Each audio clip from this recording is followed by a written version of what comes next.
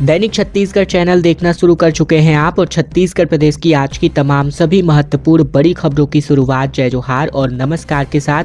छत्तीसगढ़ में आज 100 कैबिनेट की एक अहम महत्वपूर्ण फैसलों पर बैठक हो सकती है, जिस पर सीएम की अध्यक्षता में ये मीटिंग संपन्न होनी है। दरअसल साय सरकार की आज साल की एक महत्वपूर्ण अहम बैठक, आखिरी बैठक इस साल की आप देख सकते हैं, जहाँ ये बैठक संपन्न होने वाली है। ये बैठक आज दोपहर 3:30 बजे मंत्रालय में होगी और माना जा रहा है कि इस बैठक में कई महत्वपूर्ण फैसलों पर मुहर लगाई जा सकती है। वहीं अगर हम पिछली बैठकों की कुछ महत्वपूर्ण फैसलों की बात करें तो पुलिस भर्ती में छूट देने का फैसला एक बहुत ही महत्वपूर्ण फैसला छत्तीसगढ़ के युवाओं के लिए साबित हुआ था।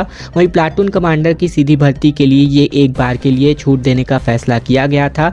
साथ ही अगर हम बात करें तो लाइफ टाइम रोड टैक्स में 50% की छूट देने का भी प्रावधान पिछली बैठक में किया गया था, जहां रायपुर में 15 जनवरी से लेकर 15 फरवरी तक ऑटो एक्सपो का आयोजन होगा और इस दौरान गाड़ी खरीदने वालों को लाइफ टाइम रोड टैक्स पर एकमुश्त 50% की छूट देने का निर्णय लिया गया है। छत्तीसगढ़ में शीतलहर की संभावनाएं अब बढ़ चुकी है, जहां एक बार फिर से कड़ाके की ठंड की वापसी आज के बाद से हो सकती है। पेंड्रा मरकंटक और बिलासपुर रोड पर घना कोहरा छाया हुआ है, तो वहीं 12 डिग्री के साथ बलरामपुर सबसे ठंडा स्थान रहा। दरअसल छत्तीसगढ़ में न्यूनतम तापमान में गिरावट का दौर बीते दिन से शुरू हो चुका है, जहां अगले 2 दिनों में तापमान में 3 से लेकर 4 डिग्री तक की गिरावट आ सकती है, तो वहीं शीतलहर चलने की भी संभावना है। मौसम ड्राई होने लगेगा। बलरामपुर सबसे ठंडा स्थान रहा, जहाँ रात का तापमान 12.6 डिग्री सेल्सियस रिकॉर्ड हुआ।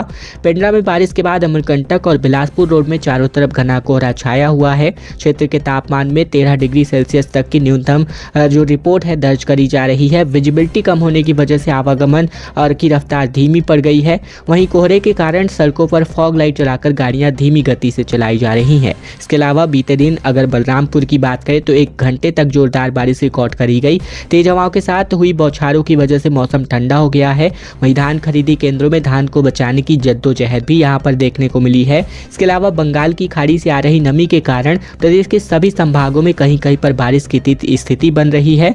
पेंड्रा रोड में तकरीबन 10 मिलीमीटर पानी गिर चुका है, जबकि बलरामपुर में भी जोरदार बारिश हुई। अंबिकापुर और आसपास के इलाकों पर भी हल्की बारिश हुई है। बिलासपुर में भी बारिश दर्ज करी गई, जबकि राजधानी रायपुर में भी नमी पड़ने के बाद शाम को अचानक से बारिश शुरू हो गई और माना इलाके, एयरपोर्ट और आउटर इलाके में बारिश रिकॉर्ड करी गई है।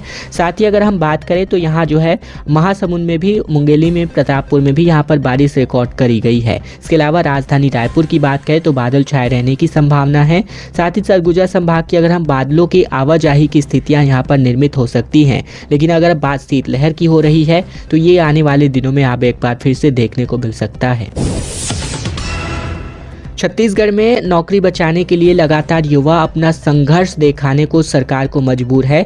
एक तरफ जहां छत्तीसगढ़ के बीएड प्रशिक्षित डीएड बीएड संघ 33,000 शिक्षकों की भर्ती की मांग को लेकर अड़े हुए हैं, तो वहीं दूसरी तरफ एसआई अभ्यर्थियों के शिक्षक अभ्यर्थी जो है लगातार अपनी नियुक्ति पत्र को लेकर संघर्षरत दिखाई देते हैं। तो वहीं तीसरी ओर अगर हम बात करें छत्तीसगढ़ के युवाओं के लिए नौकरी निकालने वाली जो छत्तीसगढ़ व्यापम की जो अनुबंध है चिप से समाप्त होने की वजह से पिछले 1 सालों से कोई भी भर्ती नहीं आ रही। वहीं अगर हम चौथी ओर स्थितियों की बात करें तो छत्तीसगढ़ के सहायक शिक्षक जो बीएड प्रशिक्षित सहायक शिक्षक हैं, जिनकी नौकरी लग चुकी है ऑलरेडी, वो भी अपनी नौकरी को बचाने के लिए संघर्षरत हैं। तो छत्तीसगढ़ में युवाओं का हाल इस तरह से इन दिनों देखने को मिल रहा है। नवा रायपुर का तूता धर्मस्थल अनोखे प्रदर्शनों का गवाह रहा है। फिलहाल बीते 11 दिनों से बीएड डिग्रीधारी सहायक शिक्षकों का आंदोलन जारी है। बीते दिन भी प्रदर्शनकारी वित्त मंत्री ओपी चौधरी के बंगले पहुंचे, लेकिन उनसे मुलाकात नहीं हुई और अब वे जल समाधि लेने की चेतावनी दे रहे हैं। इसके पहले सामूहिक मुंडन के अलावा हवन, इच्छा मृत्यु की मांग, तेलीबांधा तालाब की सफाई कर प्रदर्शनकारी अपना विरोध जता चुके हैं और इसके पहले भी एसआई अभ्यर्थियों ने भी कई तरह के जतन के बाद से इनको सफलता मिली थी, जहां तक उन्होंने चौक चौराहे पर भीख मांगने तक भी उतर चुके थे। बीएड डिग्री धारकों के अनोखे प्रदर्शन देखने को मिले थे, जिसमें रक्तदान, सामूहिक मुंडन, यज्ञ हवन, इच्छा मृत्यु की मांग और अब अंत में सामूहिक रूप से यहाँ पर जल समाधि लेने की चेतावनी इन्होंने दी है। गृह मंत्री निवास के बाहर इन्होंने रात गुजारी है, चौक चौराहे पर भीख मांगी है और 55 किलोमीटर की दौड़ लगाई है। ये एसआई अभ्यर्थियों के हाल थे। वहीं अगर हम बीएड मामले में अब तक की स्थितियों की बात करें तो पहले इन्होंने अनुनय यात्रा निकाली तकरीबन 350 किलोमीटर की, जो कि जो है अंबिकापुर से शुरू होकर पैदल जो है रायपुर के तूता धरना स्थल पर समाप्त हुई, जहां पर धरना स्थल पर इन्होंने ब्लड डोनेशन कैंप लगाया। सरकार को जागृत करने के लिए शिक्षकों ने सामूहिक मुंडन भी करा दिया, लेकिन सरकार की कानों तक इनकी मांग नहीं पहुंच पाई। वहीं महिला शिक्षिकाओं ने वित्त मंत्री ओपी चौधरी से मुलाकात करने बीते दिन कोशिश करी, लेकिन इनको सफलता अभी तक नहीं मिल पाई और रात को ये 2 घंटे तक उनके बंगले के सामने मुलाकात के लिए डटे रहे। और अब खबर सूरजपुर से, जहां बोरवेल से आग निकलने लगी। लपटों ने गिरे बोले को भी जला दिया। सहमे ग्रामीणों ने इनका वीडियो बनाया, जो वीडियो भी जमकर वायरल हो चुका है। छत्तीसगढ़ के सूरजपुर जिले के ग्राम पंचायत धर्मपुर और चिकनी में ग्रामीण के खेत में रविवार को बोरवेल लगाने के लिए कराए गए बोर से आग निकलने लगी, जहां आग की लपटें देख करके ग्रामीण सहमे हुए दिखाई दिए। रविवार को ही बोर का काम पूरा हुआ था और घटना का वीडियो ग्रामीणों ने सोशल मीडिया पर पोस्ट किया, जो कि खूब वायरल हो गया। बोरवेल में नेचुरल गैस के कारण आग की लपटें निकलने की संभावना है। जानकारी के मुताबिक सूरजपुर जिला मुख्यालय से तकरीबन 40 किलोमीटर की दूर पर स्थित भैयाथान ब्लॉक के ग्राम पंचायत धर्मपुर चिकनी गांव में एक किसान के खेत में बोरवेल का काम शनिवार को शुरू किया गया। रविवार को संपन्न हुआ, जहां बोरवेल मशीन का काम पूरा होने के बाद वापसी चली गई, लेकिन बोरवेल के काम पूरा होने के कुछ ही देर बाद आग की लपटें निकलने लगी और इससे ग्रामीण सहम गए। आग की लपटों पर काबू पाने के लिए ग्रामीणों ने बोरवेल के पाइप पर एक गीला बोरा भी लाया, लेकिन आग की लपटें ने बोरे को भी जला दिया। छत्तीसगढ़ में महाबंद का आह्वान किया जा रहा है, जहां 3 जनवरी को पिछड़ा वर्ग ने बंद का ऐलान किया है। नगरीय निकायों और पंचायतों में आरक्षण की मांग यहां पर की जा रही है। छत्तीसगढ़ के नगरीय और पिछड़ा वर्ग में समाज ने जो है यहां पर आरक्षण को लेकर के 3 जनवरी को ब्लॉक महाबंद का आह्वान किया है, जहां समाज के लोगों का कहना है कि पिछड़ा वर्ग को त्रिस्तरीय पंचायत चुनाव और नगरीय निकाय चुनाव में 50% आरक्षण देने की बात सरकार ने कही थी, लेकिन वर्तमान समय में नगरीय निकाय के वार्डों का आरक्षण किया गया है, जिसमें पिछड़ा वर्ग के आरक्षण को बढ़ाने के बजाय कटौती कर पिछड़ा वर्ग के लोगों के साथ धोखाधड़ी किया जा रहा है, जो कि उचित नहीं है। आरक्षण के कटौती के विरोध में अब जो है नगर पंचायत में लगातार ओबीसी आरक्षण को सुनिश्चित करने के लिए लगातार अपनी मांगों को लेकर के सर्व पिछड़ा वर्ग जो है लगातार यहां सामने आ रहा है और 3 जनवरी को महाबंद का ऐलान करते हुए आह्वान के तौर पर ये दिखाई दिए हैं। मरवाही क्षेत्र में अब एक बार फिर से बाघिन की एंट्री हो गई है, जहां 10 दिन पहले जंगल में इसको छोड़ा गया था, जो कि गांवों में एक बार फिर से इसके खिलाफ मुनादी कराई जा रही है। छत्तीसगढ़ के पेंड्रा मरवाही वन मंडल में एक बार फिर से बाघिन T200 की वापसी हो गई है। मरवाही से चिरमिरी जाने के बाद 10 दिन पहले वन विभाग द्वारा चिरमिरी से रेस्क्यू कर इसे अचानक मार के जंगल में छोड़ा गया था, लेकिन बाघिन इसके बाद एक बार फिर पेंड्रा क्षेत्र में आ गई और यहाँ से कोरबा जिले के पसान क्षेत्र में चली गई थी और अब वापस कटघोरा के जंगल से मरवाही वन मंडल के कोड़गार, बमनी, पंडरी पानी, घाट बहरा के जंगल पहुंच चुकी है। वहीं वन विभाग के डीएफओ रौनक गोयल ने बाघिन की उपस्थिति की पुष्टि की है। उन्होंने कहा कि बाघिन की गतिविधियों पर नजर रखने और सुरक्षा सुनिश्चित करने के लिए विशेष टीमें गठित करी जाएंगी और इसके सुरक्षा में व्यवस्था बढ़ा दी गई है। बाघिन के ठिकाने और उसकी गतिविधियों पर लगातार निगरानी रखी जा रही है। गाँवों में लगातार मुनादी करा के अलर्ट भी किया जा रहा है। छत्तीसगढ़ में कर्मचारियों को न्यू ईयर का गिफ्ट सरकार ने दे दिया है, जहां सरकार ने ट्रैवल अलाउंस सीधे 3 गुना तक बढ़ा दिया है। दरअसल छत्तीसगढ़ में सरकार ने नववर्ष के पहले ही लाखों कर्मचारियों को एक विस्तृत तोहफा दिया है, जहां सरकार ने कर्मचारियों के मासिक भत्तों में बढ़ोतरी की घोषणा की है। इसको लेकर वित्त विभाग ने आदेश भी जारी कर दिया है। मुख्यमंत्री विष्णुदेव साय का कहना है कि कर्मचारियों के मासिक भत्ते में बढ़ोतरी से उनका कामकाज और बेहतर हो सकेगा। विभिन्न सरकारी कर्मचारियों के यात्रा भत्ते की मासिक दरों में 3 गुना से ज्यादा की बढ़ोतरी करी गई है।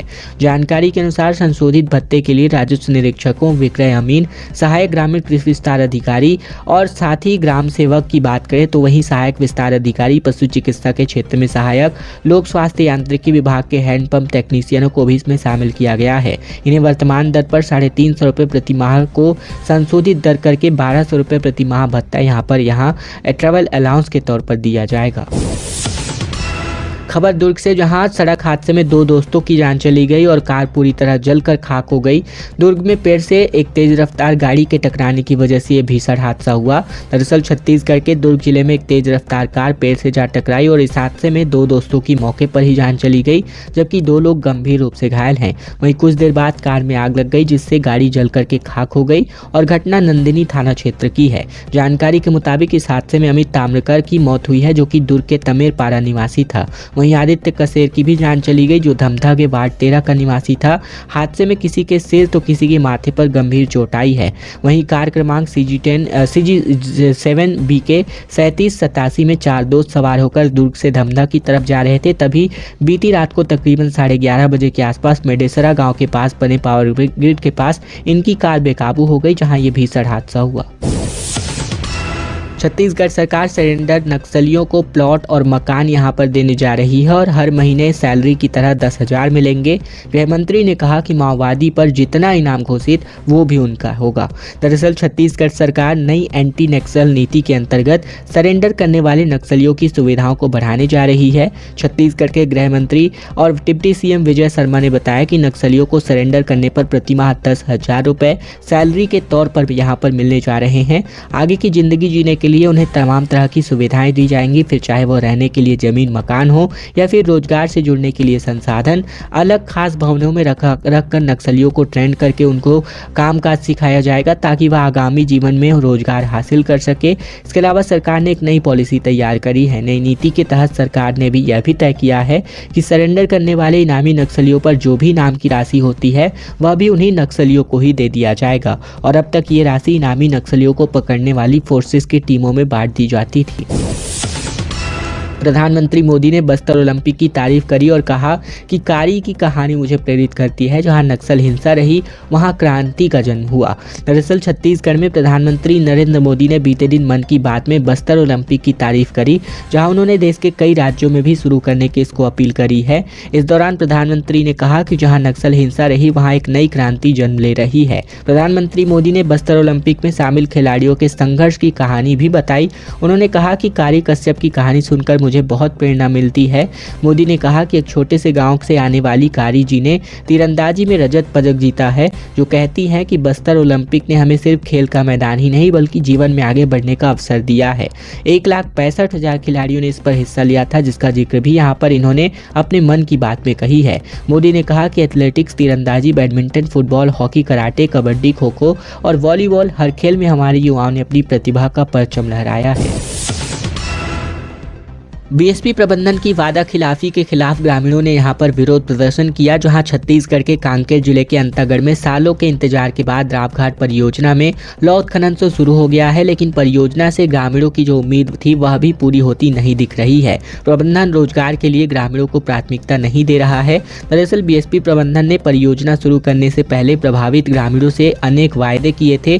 साथ ही क्षेत्र में 100 करोड़ विकास के नाम पर खर्च करने की बात करने वाले बीएसपी प्रबंधन के दावे भी धरातल पर नजर नहीं आ रहे हैं। जहां इसी मुद्दे पर कांकेर लोकसभा सांसद भोजराज नाग और अंतागढ़ विधानसभा के विधायक विक्रम देव उसेंडी ने ग्राम भैंस गांव में सैकड़ों की संख्या में आए ग्रामीणों के साथ इस विषय में बैठक रखी थी, जहां पहले से गठित 3 समितियों को मिलाकर एक समिति का गठन किया गया है, जिसमें अंतागढ़ ब्लॉक के सभी प्रतिनिधि शामिल होंगे। और इस बैठक में सभी ने एक स्वर में बीएसपी प्रबंधन के खिलाफ वादा खिलाफी का पुरजोर विरोध करने की बात कही है।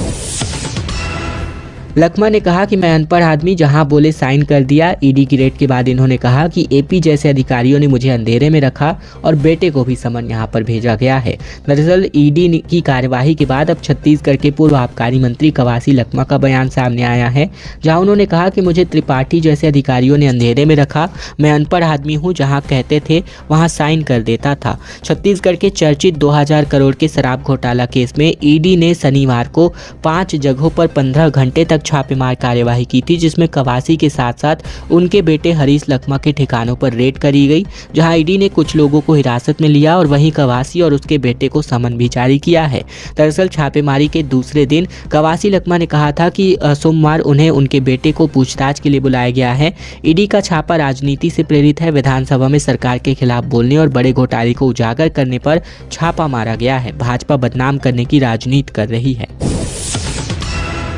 छत्तीसगढ़ में अब एक नया प्रयोग होने जा रहा है, जहां 16 बोलियों में पाठ्यक्रम बनकर तैयार है, जो अगले सत्र से पहली के बच्चों को पढ़ाएंगे। जो बोली जिस इलाके में प्रचलित है वहां उसी में पढ़ेंगे अब बच्चे, क्योंकि छत्तीसगढ़ के सरकारी स्कूलों में अगले शिक्षण सत्र से ये नई व्यवस्था लागू होने जा रही है। इलाके के हिसाब से गोंडी, हल्बी, माड़िया छत्तीसगढ़ी, सरगुजिया छत्तीसगढ़ी और साथ ही बिलासपुरिया छत्तीसगढ़ी समेत सभी 16 बोलियों में पाठ्यक्रम बनाकर तैयार किया गया है। साथ ही प्रयोग के तौर पर ये अगले सत्र से शुरू होगा। साथ ही सफल होने पर इसे क्रमशः दूसरी, तीसरी और चौथी और 5वीं कक्षा तक लागू किया जाएगा। बच्चों को स्थानीय बोली का अवसर रहता है और इस वजह से पहली कक्षा में जब बच्चे को सीधे हिंदी पढ़ाया जाता है तो वे असहज महसूस करते हैं और उसे बोलने समझने में उनको दिक्कतें आती हैं। बच्चों की इसी दिक्कत को दूर करने के लिए राज्य भर में सर्वे किया गया। सर्वे के ये नतीजे सामने आए कि छत्तीसगढ़ के अलग अलग इलाकों में 23 स्थानीय बोलियां पाई जाती हैं और बोली जाती हैं, जो घरों में खासतौर पर ग्रामीण इलाकों में वही बच्चे बोली के तौर पर बोलते और समझते हैं, जिन्हीं बोलियों का इस्तेमाल अब छत्तीसगढ़ में पहली के बच्चों के लिए किया जाना है। दंतैल हाथी ने 3 घरों को तोड़ दिया और एक की मौत हो गई, जिसमें झारखंड से बलरामपुर में घुसे हाथी ने ये उत्पात मचाया हुआ है। छत्तीसगढ़ के बलरामपुर जिले में बीते दिन सिलाजी गांव में झारखंड से विचरण कर रहे हाथी दल ने अलग होकर छत्तीसगढ़ की सीमा में घुसे दंतैल हाथी ने 3 ग्रामीणों के मकानों को तोड़ दिया। एक का मकान तोड़ने के लिए दीवार गिरने से एक ग्रामीण गंभीर रूप से घायल हो गया। वहीं जानकारी के मुताबिक जिले के धमनी रामचंद्रपुर वन परिक्षेत्र के सिलाजी गाँव में दंतैल हाथी ने 3 कच्चा मकान को तोड़ दिया और बीती रात को मकानों पर हमला कर उन्हें तोड़ दिया है। अचानक गांव में हाथी के पहुंच जाने से गांव में हड़कंप मच गया। मकान गिरने की वजह से अंदर सो रहा अकलू भुइयां, जो कि 45 वर्ष का था, घायल हो गया, जहां जिला अस्पताल ले जाने के दौरान उसकी मौत यहां पर हो गई। और अब खबर छत्तीसगढ़ के रायपुर से, जहां क्रेन के टूटने की वजह से नीचे 2 ऑपरेटर दब गए और खोलते लावा का भी यहां पर असर इन पर हो गया, जहां रायपुर के हिंदुस्तान कॉइल्स लिमिटेड प्लांट में ये भीषण हादसा हुआ है। छत्तीसगढ़ के रायपुर में बीती रात को हिंदुस्तान कॉइल्स लिमिटेड प्लांट में 2 ऑपरेटर क्रेन में दब गए, जहाँ इस दौरान गर्म लावा से झुलसकर दोनों की जान चली गई। बताया जा रहा है कि प्लांट में क्रेन टूटने की वजह से हादसा हुआ। मामला सिलतरा चौकी थाना क्षेत्र का है। मिली जानकारी मुताबिक मरने वालों में एक मजदूर बिहार का है, जिसका नाम सोनू राय है। वहीं वह क्रेन ऑपरेटर था। वहीं दूसरे का नाम जितेंद्र श्रीवास है, जो कि 32 वर्ष का था और जो बिलासपुर का रहने वाला था। ये भी क्रेन ऑपरेटिंग का काम करता था और दोनों युवक किराए के मकान लेकर रहते थे और नाइट ड्यूटी कर रहे थे।